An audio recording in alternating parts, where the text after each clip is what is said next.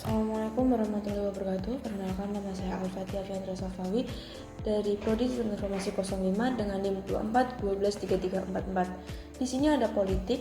Secara keseluruhan, kebijakan tarif Amerika Serikat dapat mempengaruhi stabilitas politik Indonesia melalui dampak ekonomi yang meluas, termasuk penurunan ekspor, inflasi, instabilitas keuangan, dan tantangan diplomasi internasional. Oleh karena itu, penting bagi pemerintah Indonesia untuk merespon kebijakan ini dengan strategi yang tepat guna menjaga stabilitas politik dan ekonomi nasional.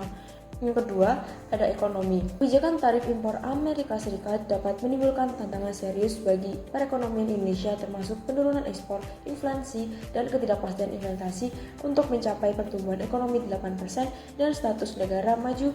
Indonesia perlu menerapkan strategi diversifikasi pasar, reformasi regulasi, investasi dalam infrastruktur dan SDM, perkembangan teknologi, serta kebijakan fiskal dan moneter yang responsif.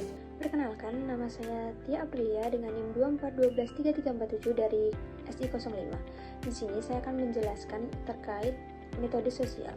Kebijakan tarif adalah aturan pemerintah yang mengenakan pajak pada barang impor atau ekspor dari Indonesia. Kebijakan ini bisa berdampak langsung pada kesejahteraan masyarakat. Agar kebijakan tarif tidak merugikan masyarakat miskin, pemerintah bisa menjalankan program sosial, memberi subsidi kebutuhan pokok, bantuan langsung tunai, serta pelatihan kerja dan dukungan bagi UMKM. Dengan cara ini, tarif tetap bisa diterapkan tanpa mengorbankan kesejahteraan masyarakat. Untuk yang selanjutnya adalah metode teknologi. Kebijakan tarif bisa membuat teknologi dari luar jadi mahal dan sulit dijangkau, sehingga menghambat inovasi. Namun, ini juga bisa mendorong Indonesia mengembangkan teknologi sendiri, agar teknologi lokal bisa berkembang dan bersaing di pasar global. Pemerintah perlu membantu dengan cara memberikan riset serta memperkuat kerjasama antar industri. Pendidikan dan pelatihan di bidang teknologi juga penting agar orang Indonesia siap menghadapi perkembangan zaman. Assalamualaikum warahmatullahi wabarakatuh. Saya Sarasvani Saputri dengan NIM 24 dari SI05. Di sini saya akan membahas terkait kebijakan tarif Amerika Serikat berdampak kompleks terhadap lingkungan, seperti mengganggu rantai pasokan, menaikkan biaya produksi, dan juga memengaruhi konsumsi. Tekanan ini juga mendorong Indonesia untuk mencari pasar lebih murah yang beresiko menurunkan standar lingkungan. Sebagai respon, Indonesia dapat mengintegrasikan prinsip ekonomi hijau, mengarahkan investasi berkelanjutan, mengurangi ketergantungan energi fosil, dan menjadikan keberlanjutan inti RPJMN. Kemudian untuk lingkup legal atau hukum, Amerika Serikat menerapkan tarif impor ini untuk melindungi industri domestik dan juga meningkatkan daya saing. Namun kebijakan ini juga harus sesuai dengan WTO atau badan yang mengatur tarif impor. Indonesia dapat melindungi kepentingan ekonominya dengan menggugat ke WTO jika terjadi pelanggaran. Kemudian Indonesia juga harus aktif dalam perjanjian dagang. Indonesia juga harus mengamankan pasar dari banjir impor dan juga memperkuat posisi hukum dan diplomasi di forum internasional.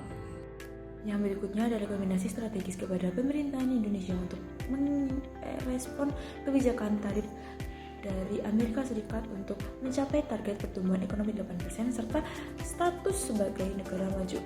Perluas pasar ekspor ke negara-negara seperti India, Uni Eropa, dan negara-negara ASEAN. Itu yang pertama. Dan yang kedua ada fokus pada hilirisasi sumber daya alam dan pengembangan infrastruktur untuk meningkatkan daya saing industri. Yang ketiga, percepat reformasi birokrasi dan penyederhanaan regulasi untuk menciptakan iklim investasi yang kondusif. Contohnya, implementasi sistem OSS untuk mempermudah perizinan usaha. Untuk yang keempat, memberikan akses pembiayaan, pelatihan, dan pemasaran digital untuk meningkatkan daya saing UMKM. Untuk contohnya, program KUR yang memberikan pinjaman dengan bunga rendah kepada UMKM. Yang kelima yaitu mendukung pengembangan dan juga penelitian serta kolaborasi antara universitas, lembaga penelitian, dan juga industri. Contohnya adalah pembangunan proyek PLTS Terapung Cirata dengan kapasitas 145 MW.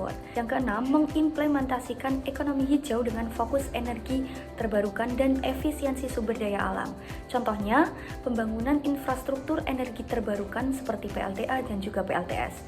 Sekian presentasi dari kelompok kami. Terima kasih. Wassalamualaikum warahmatullahi wabarakatuh.